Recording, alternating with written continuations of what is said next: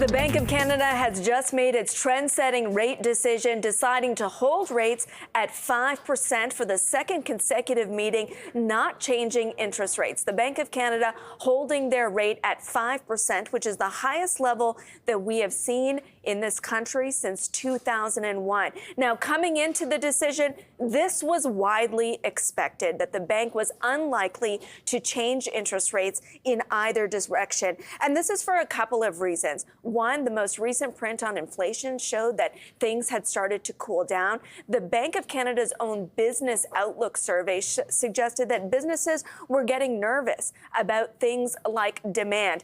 Data points from the housing market suggesting that things are starting to slow down. And when you look at things like retail sales volumes, even though it's backward looking, it was suggesting that there was a bit of a slowdown when it came to the consumer. You're seeing the Canadian dollar pull back. Now, on the back of this, we are also going to be getting the Bank of Canada's monetary policy report, in which they update their projections for inflation as well as economic growth. For 2023, they expect 1.2% economic growth. This is a deceleration from the July MPR, where they saw about 1.8% growth. So it looks like they're revising their growth forecast lower. And as I look for their inflation outlook, they are calling for inflation to average 3.5% through to 2024 before reaching 2% in 2025. It looks like they are then pushing out when they expect to hit their inflation target, meaning it's going to take longer, which is another way of maybe hinting at a higher for longer interest rate environment. The Bank of Canada explicitly saying that inflationary risks have increased and progress to target. Remember, their target at 2% is slow. So it's a hold, but we'd probably call this in the business a hawkish hold, that is signaling that they are more inclined to raise rates or keep monetary policy tight because inflation is still quite stubborn. So that's what we know right now. Let's put some context around it. We've got Jim Thorne, he's Chief Market Strategist at Wellington-Altus Private Wealth, and Earl Davis, Head of Fixed Income and Money Markets at BMO Capital Markets. I'll start with you, Earl. Consensus was expecting basically what we got, but when you look at how they're toggling projections, it's hard to ignore the fact that they're warning we are far from in the clear here. I agree, and we believe it's now their base case that they will not hike, but they want to remain hawkish so the market doesn't rally.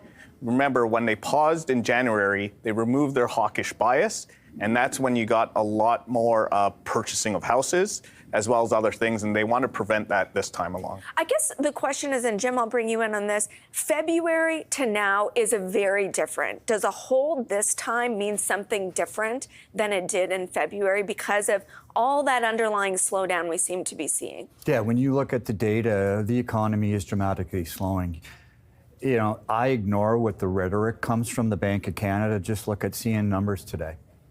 CN Rail, yes. So I believe the rail guys. I don't believe the ivory tower economists. And if you go back and you did mention the BSC Business Survey, the reading is as low as it's been since the global financial crisis. Credit conditions are as tight as they've ever been in the global financial crisis. Output inflation, negative 40%, the lowest in the data set. Wage growth, which is what you were concerned about last time we met, negative 50%, matches the lows ever. I want to pick up on your wage growth point, because many people look at wage growth as still an inflationary risk to the upside when you look at all the strike activity that we are seeing.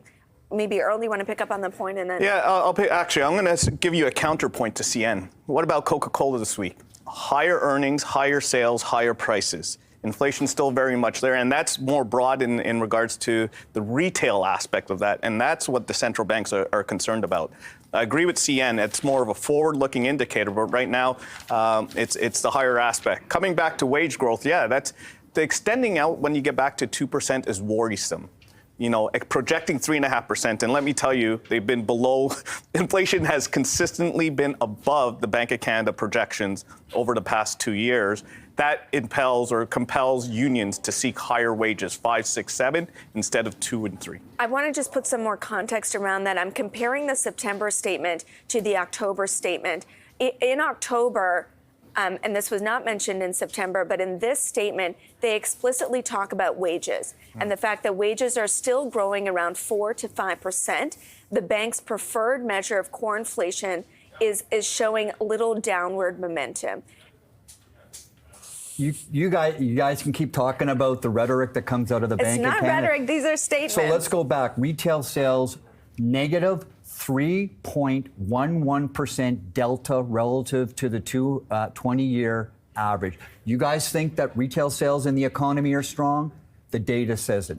Says, well, just let me, on the core CPI, you know, everybody's ignoring the fact that 30% is still mortgage interest, okay? If nothing gets done, if we don't do anything, core CPI this time next year is 1.96%. So their numbers right now, projecting out, are completely and totally false. One of the things that they acknowledge that is hard right in front of us is energy prices. And you can look through energy prices when it comes to gasoline, but it shows up. It shows up in core numbers because it raises the cost of doing business. What's the decline in wholesale gasoline prices since July? 26%. Yes, Why is nobody talking? Going forward, you can stand to reason it's going to go up because oil prices have rallied. We can't invest looking forward with Damocles' sword over our head, basically saying this can happen and that can happen. With regards to wages, look. So I agree with you, Jim. Just let me finish my point. My point is on wages. It's right that those folks that have long-term wage contracts get wage increases because they have not benefited from having a short-term contract. That is not inflationary. That is called catch-up. Wages lag prices. And if Tiff Macklin wants to basically use the Phillips curve to basically fly the plane into the side of the mountain, then the data just doesn't support his stance. Let me give you 3 counterpoints. One on retail sales. As a standalone, it's informative, but it's not definitive. What you have to combine when you look at retail sales is employment. We are still at very high employment levels. That means people are getting paychecks and can spend. I want to come back to your point on mortgages. You know what the other alternative to mortgages in CPI is if they eliminate mortgages and the interest costs? It's rents. And if you choose rents, your CPI would actually be higher than your mortgages. You're wrong. So, You're wrong. And it'd be comparable and more sticky. In because BLS, now that they're not BLS data, in the BLS data, if you actually read the report. This is the U.S., though. I know, in the U.S. Okay. 70% of year-over-year core inflation is shelter.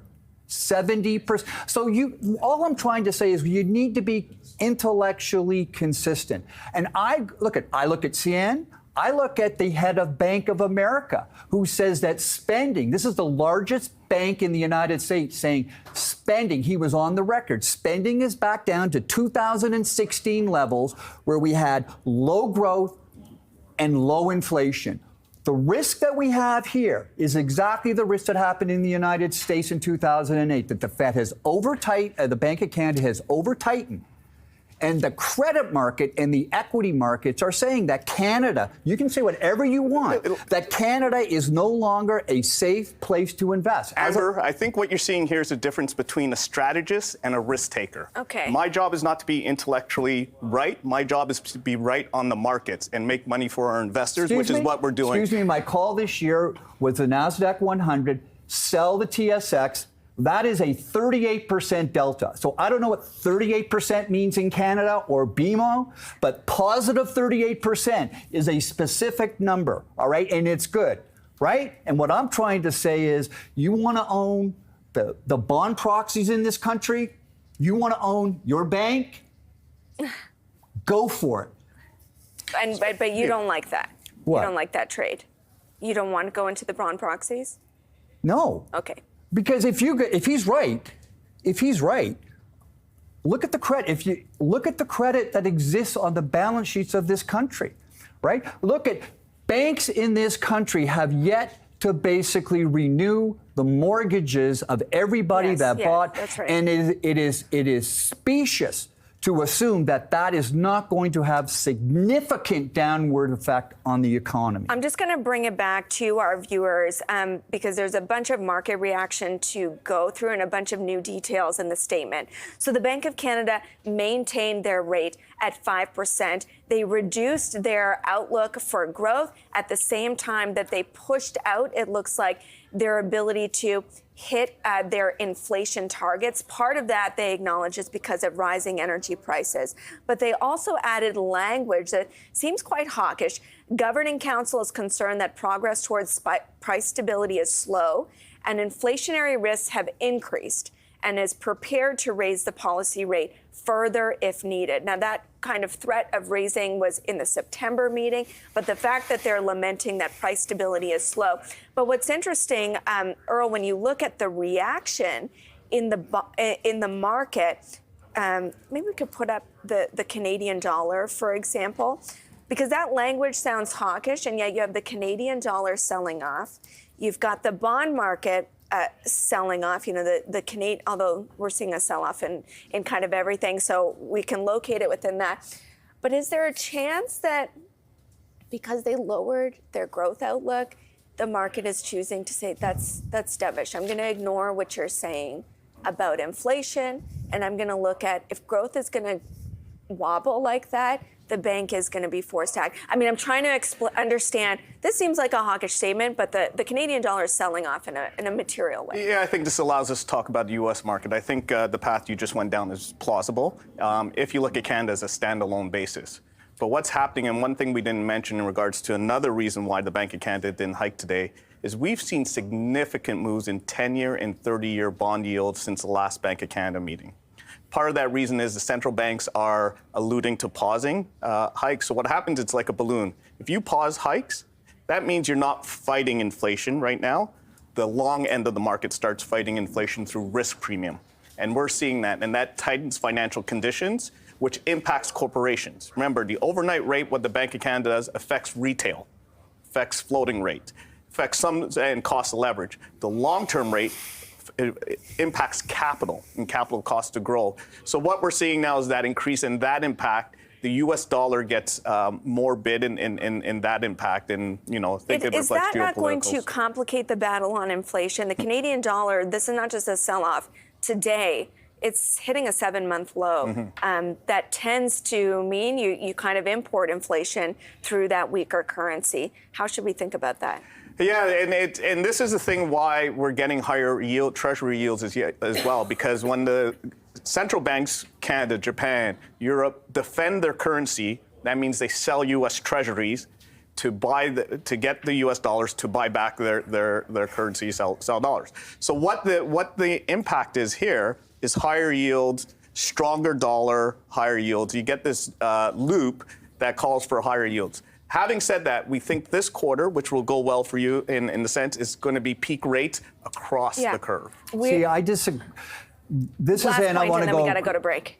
The long end of the curve has broken off, not because of his thesis. It's because the credit markets are pushing back at fiscal policy run wild, and nobody in this country is willing to talk about it. Trudeau, Friedland, and the NDP have increased their budgets by 17%, and the global financial markets are pushing back, saying there is no fiscal discipline in Ottawa. That's why the long end of the curve blew higher. We're going to talk about